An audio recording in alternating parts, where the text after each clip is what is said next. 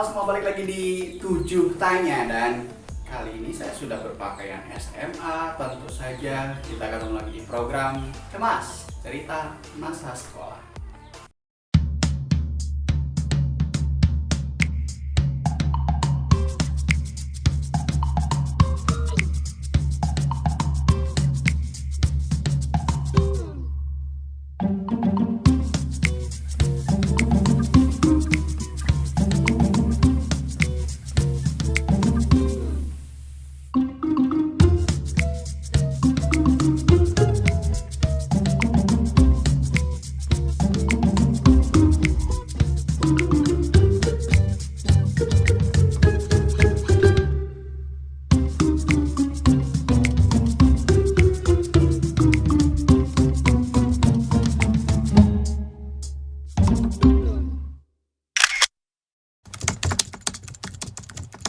Cerita masa sekolah kali ini kita akan membahas tentang pelajaran-pelajaran apa yang paling berkesan.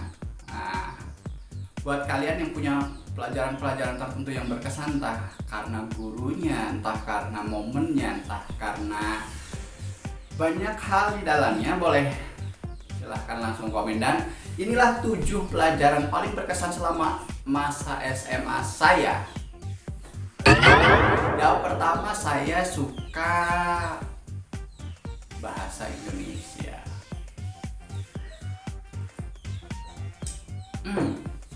Oke.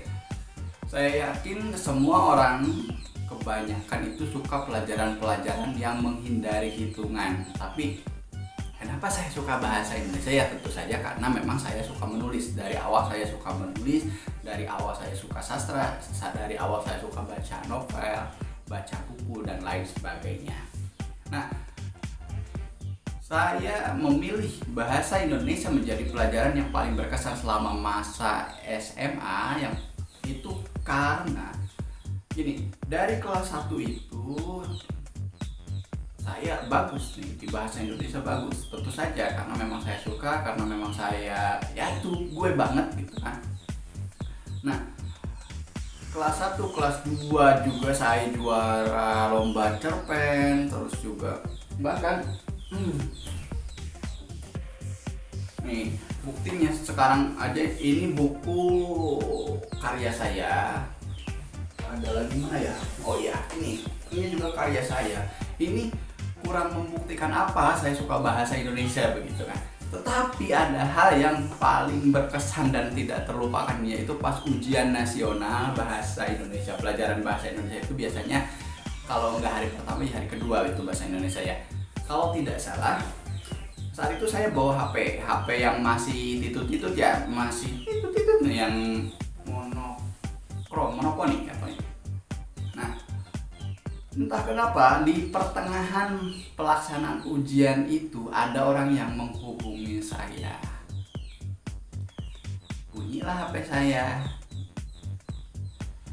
Sekelas liatin saya, terus juga pengawasnya juga. Jadi mau nggak mau, karena biasanya kan pengawas itu udah baik ya. Nah, ini gara-gara HP tersebut bunyi, akhirnya saya diminta mengumpulkan jawaban. Padahal itu belum selesai, baru setengahnya. Nah, jadi yang jadi nilai ujian saya itu yaitu setengah hasil pekerjaan saya, setengah lebih lah. Akhirnya nilai bahasa Indonesia saya paling jelek di antara nilai-nilai lain di ijazah saya. Itu hal-hal sebenarnya sepele ya. Tapi jadi merugikan gitu, karena kan nilai ijazah itu ya udah nilai seperti itu selamanya jadinya gitu kan. Padahal perjalanan selama 3 tahun tersebut bahasa Indonesia saya bagus nilainya, bagus juga prakteknya, bagus juga bukti-buktinya, tapi tidak dibuktikan dengan nilai ujian yang akhirnya harus jelek hanya gara-gara insiden kecil seperti itu.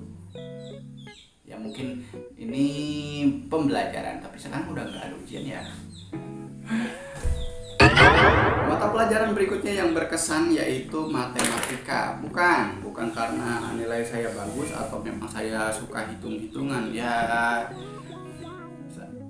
gimana ya, nggak terlalu benci, tapi juga kalau dijadikan mata pelajaran favorit enggak. Tapi ini lebih ke pengalaman-pengalamannya lagi. Oke, matematika kelas 1. Saya itu terkesan dengan pak gurunya yang menanamkan apa ya? Yang paling pertama dikuasai dari matematika itu adalah logikanya, begitu. Jadi kita harus memahami logikanya baru bisa mengerti jalannya rumus-rumusnya dan lain sebagainya. Jadi logikanya dulu yang penting. Bahkan saking nyelenehnya beliau mengajar ke kelas, kadang-kadang beliau itu bawa kopi, bawa gorengan, terus naruh kopi dan gorengan di meja. Iya baru dak ya sanu yang siapa yang mau gitu kan. Pada akhirnya beliau mengajar tanpa seolah semua pelajaran itu udah ada di kepalanya gitu. Jadi nggak ribet dengan buku-buku dan lain sebagainya. Itu di kelas 1, di kelas 3 juga.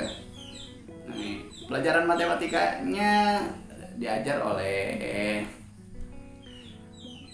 guru yang memang agamis begitu. Kebetulan di kelas itu saya bagian seksi kerohanian. Nah, biasanya jam pelajaran matematika atau jam pelajaran apapun yang di jam pertama itu biasanya dibuka dengan pembacaan ayat-ayat suci Al-Quran dulu. Di kelas saya dulu itu ada kebijakan seperti itu. Jadi baca dulu ayat apa, terus juga artinya. Nah kan biasanya saya yang membacakan tuh. Saya selalu sengaja, kalau nggak salah kebetulan hari Jumat pelajaran matematika itu jam pertama dan kedua ya. Saya selalu sengaja membaca surat-surat yang memang maknanya butuh banyak penjelasan gitu, yang artinya perlu ditanyakan. Tiba-tiba entah kenapa di pas pelajaran matematika tiba-tiba saya mempertanyakan tentang tauhid, entah kadang-kala saya tiba-tiba mempertanyakan tentang asbabun nuzul satu surat. Jadi akhirnya karena memang kan ibu guru ini kan memang agamis gitu kan. Jadi wah ini merupakan ladang dakwah tentunya gitu kan, ketika ada pertanyaan dari siswanya mengenai agama gitu. Jadi akhirnya 2 jam habis dengan membahas agama. Lalu matematikanya ya sudah, biasanya tinggal ya sudah dilanjutkan nanti gitu kan. Gitu. Jadi entah 1 jam pelajaran, entah bahkan hampir seluruhnya ngomongin agama, tapi sih ya seru gitu. Itu yang bikin saya suka matematika di SMA. Dan ini nggak menyalahkan juga gurunya atau siapapun ya. Itu hanya cerita saja. Berikutnya yang ketiga. Oke. Yang ketiga, saya suka biologi. Bukan karena memang ada pelajaran berkembang biak gitu ya, atau saya menuntut praktek. Enggak. Saya suka biologi karena ada satu momen. Saat itu ada tugas untuk membuat peragaan atau buat peraga gitu ya.